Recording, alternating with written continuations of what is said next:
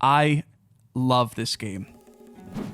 Dream Engines Nomad Cities is the latest in a recent splattering of indie-developed factory games released on PC this last year, and honestly, I think it has to be my favorite of them all so far. The game's title is nearly as forgettable as Blackbird Interactive's hard-shipped Spacebreaker, but the gameplay, atmosphere, and real challenge is unforgettable. Whether you're new to the factory builder genre, maybe you love Tim Burton films, or you vaguely remember the financial disaster that was that book and then film Mortal Engines produced by Zane, I think you'll find something to love in Dream Cities Engines Nomad. Seriously, what is the name of this game? You play as You play as this chunky boy in the center of your screen, working to build a flying city, defend against waves of alien creatures, and survive as long as you can on a desolate, Burton-esque landscape. You're armed with a melee and ranged attack, and the ability to place down new buildings and gather resources from around the map. You'll need to refine raw wood into lumber, and use it to build housing for your workers, factories for food, and generators to power basically everything. And with enough time spent in research, nearly every building is upgradable to increase its productivity or unlock new capabilities. Your goal is to survive as long as possible.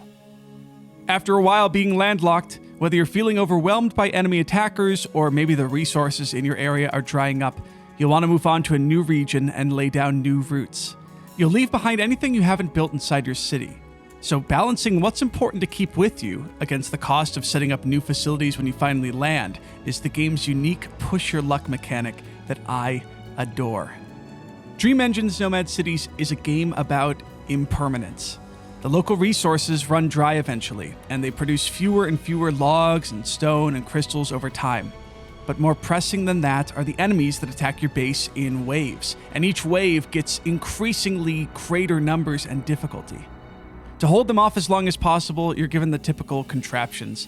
You've got walls and turrets that you can use to draw your enemy's attention and bombard them from a distance, in addition to upgradable weapons for your main character, both in the research tree and in ancient ruins that are scattered around the world.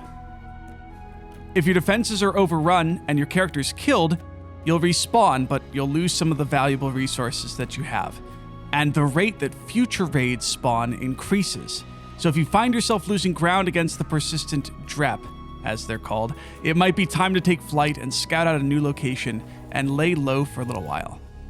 Taking off resets the difficulty of the enemy waves, and it buys you some time to rebuild and gather more resources at the cost of a bit of fuel.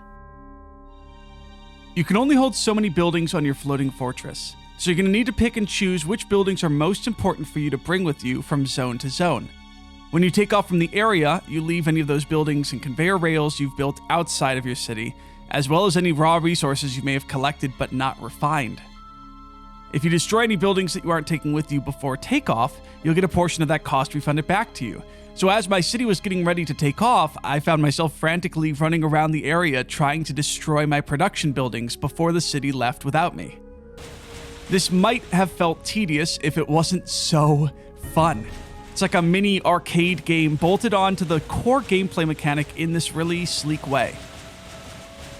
Over time, with enough research and production, you can increase the size of your city and build structures that increase your carrying capacity too, so you can spend more time exploring new zones and less time rebuilding the farms and power plants that you've built before. After takeoff, you're given several options for your next location. Each has different resources available, perks or debuffs to the region's fertility, or maybe the amount of stone or wood available, and a difficulty level that allows you to opt in to a more difficult experience in the coming zones. If you feel like the game's become too easy, this permanently increases the difficulty in future regions. Some regions even have entirely different food sources that you have to research in order to feed your workers. So in addition to the game's challenging combat, there's also a persistent logistical challenge. I was personally worried that the time pressure of enemy waves would lead me to restarting over and over and over again until I achieved the perfect start to the game, kind of like what I experienced in Factorio. But taking off and landing is its own form of restart, and the game allows you, at any difficulty, to freely move buildings without cost. So there's really no resource pressure if you mess up a little bit when building on the clock. In addition to the research tree, you also have access to choose various upgrades that improve your combat difficulties, your production speed, your research costs, and allow you to finely tune your playthrough to make up for your own weaknesses and emphasize your strengths. And you're going to need to do this because Dream Engines Nomad Cities is hard. I was playing at the challenging difficulty, though there are many difficulties for you to choose from and cater to your own experience. And I found myself frequently overrun by around wave 5, maybe 6. After some experimentation, I found that you may be able to cheese the game a little bit using walls and turrets, but these come at the cost of power and the vital resources you need to expand your city. But after a while on land, the decreased rate of resource production means it might be more beneficial for you to relocate to another location and start fresh again. In my 15 hours playing the game, I'd lost about 7 attempts, but my most recent playthrough's been going very well once I calibrated myself to when it would be best to take off versus trying to stay and fight another wave of enemies. And that's what sets Dream Engines Nomad Cities apart from other games in the genre. It feels almost like a roguelike factory builder. Losses at higher difficulties of the game are swift and decisive. And you're even scored when you lose based on how long you survived and how well you did in that time, which I love. Each time I started over, I did so with new tactics that I wanted to try out, new build orders, and new layouts that helped my city run smoother time after time. Can I gush a little bit about the setting? I never thought I wanted a factory game set in a Tim Burton-inspired universe, but I'm so glad it's here. How much time have I spent gathering copper and iron and gold and water and making ingots and crafting gears, blah, blah, blah. Yes, it's functionally the same in this game, but it's nice to see some love injected into the world we're exploring, and it's a really great change of pace, even if it's only visual and by name. The audio in the game is pretty good. Buildings and creatures make noises, the sound effects feel pretty well crafted, and the soundtrack feels straight out of a Tim Burton movie itself. And just in case anyone in the comments mentions that I'm making an unfair comparison here, there's even a reference to Jack Skellington in the tech tree. So, there. The game promises at least 3 tribes to help keep the game experience fresh at higher levels of play, though it's unclear whether these come with their own building designs, main character, workers, or if they only affect the game's balance. I'm feeling really optimistic about the variability and scaling difficulty that the game offers, and already it feels like there's hundreds of hours of gameplay available here. But I would like to see some improvement to the definition of the world and the buildings. At a certain point, everything just kind of seems to blend together. The upgraded production buildings look the same as their predecessors, and that's kind of boring. In a game with as much time put into the universe as this one, I would have loved to see some quirky, off-kilter animations to show off some of the game's structures. I think I'm a little spoiled by Industry of Titan's incredible visuals, but I was left disappointed by its hollow gameplay loop.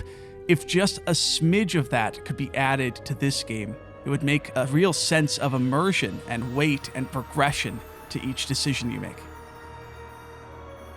And while we're on critique, the UI needs a little bit of work.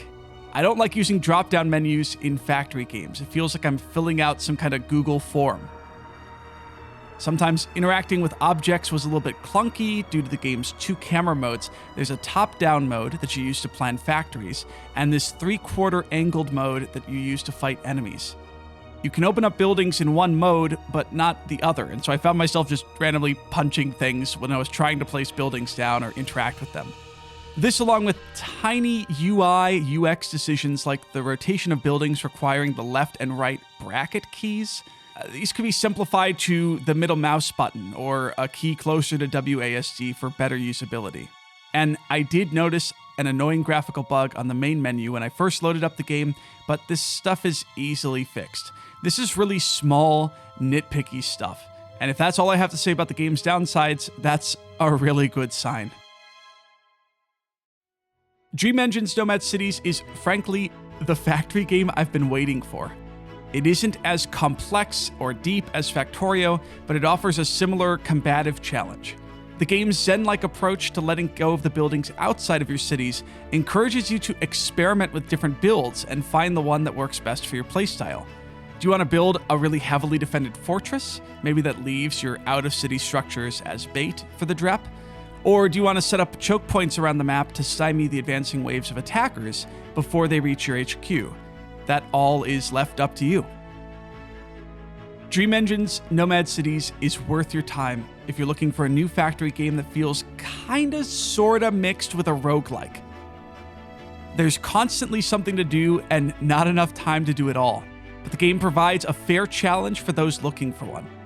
I'm honestly looking forward to wrapping up this video so I can get back to playing the game, and that says something about this experience. If you want to see more, I'm live right now over at twitch.tv/MaxTheCatfish playing the game.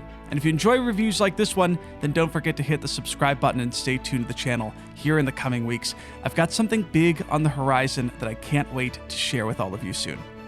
Until then, I'll see you either live on stream or in our next video.